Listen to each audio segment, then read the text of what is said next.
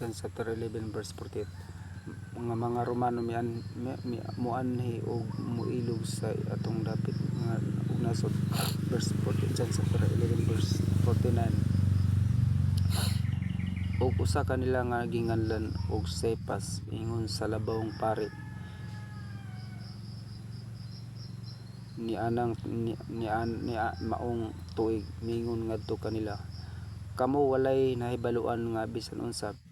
Dyan sa chapter 11 verse 450, ni nagunahuna nga kini mapuslanon alang kanato nga ang usa ka tawo mamatay gayud alang sa katawhan ug aron ang tibok nasod dili malaglag.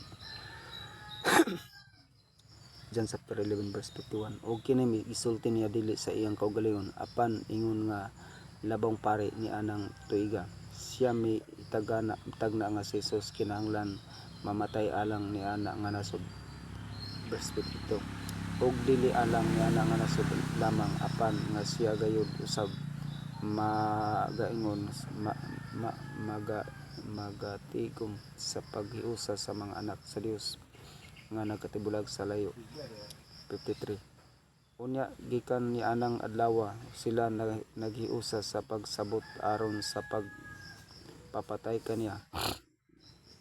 54, busa si Jesus wala na maglakaw sa dayag taliwala sa mga Hudiyo apan miadto gikan ni ana nga dapit ngadto sa usa ka dapit duol sa kamingawan ngadto sa usa ka syudad nga gitawag og Efrem ug didto nagpabilin uban sa iyang mga timnan. 55, ug ang pagsaylo sa mga Hudiyo hadol na ug daghan ang nanungas gikan sa banika ngadto sa Jerusalem. So wala pa ang pagsaylo aron sa pagsulti sa ilang mga kaugalingon. 56, unya nangita sila ni Jesus og misulti diha sa ilang mga kaugalingon samtang sila na nagtindog didto sa templo. Unsa ang hunahuna ninyo nga siya dili mo anis sa pista. 57, karon ang pangulong mga pari ug mga pariseo nakahatag og usa ka sugo nga kung si bisan kinsa nga tawo nga nahibalo hain siya kinahanglan mo pakita niini aron sila modakop kaniya. Sa chapter 12 verse 1, unya si Jesus unom ka adlaw sa wala pa ang pagsaylo miadto sa Betania diin ato sila saraw nga kanil adto namatay. Kinsa iyang gibuhi gikan sa mga patay. Verse 12, didto sila naghimo alang kaniya og usa ka panihapon ug si Maria ang misilbi apan sila saro usa kanila nga milingkod sa lanisa uban kaniya. 3, unya mikuha si Maria og usa ka minas sa pahumot nga haplas nga nardos mahalon kaayo og nitihog sa mga tiil ni Jesus og nipahid sa iyang mga tiil pinaagi sa iyang buhok ug ang iyang balay na puno sa kahumot sa pahumot nga haplas. Unya verse sa chapter 12 verse 4, unya nagingon ang usa sa iyang mga tinunan, si Judas Iscariote ang lalaking anak ni Simon nga mao kayod ang magbudi kaniya.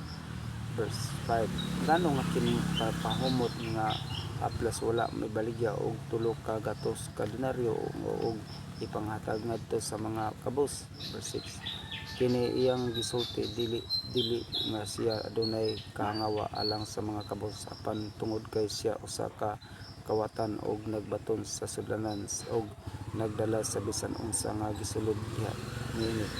Verse 7, unya mingon si Jesus, pasagdi siya alang sa usa ka sa adlaw sa akong paglubong siya mihimo niini.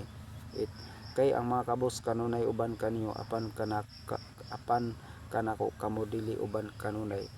9, busa nagdaghang katawhan sa mga Hudiyo nahibalo nga siya atwa didto og sila nangadto dili tungod sa og alang sa ni Jesus lamang apan nasud sila makakita ni Lazaro usab kinsa iyang gibuhi gikan sa mga patay. 10, apan ang pangulong mga pari nagkasabot aron sila makapapatay usab ni Lazaro 11 tungod nga gumikan kaniya daghan sa mga Hudiyo ang namahawa og mituo ni Hesus. 12 sa pagkasunod nga adlaw daghang katawhan nga miadto sa pista sa diha nga sila nakadungog nga si Hesus nagapadulong sa Jerusalem. 13 nanguha og mga palwa sa mga kahoy nga palmera og miadto aron sa pagtagbo kaniya og misinggit.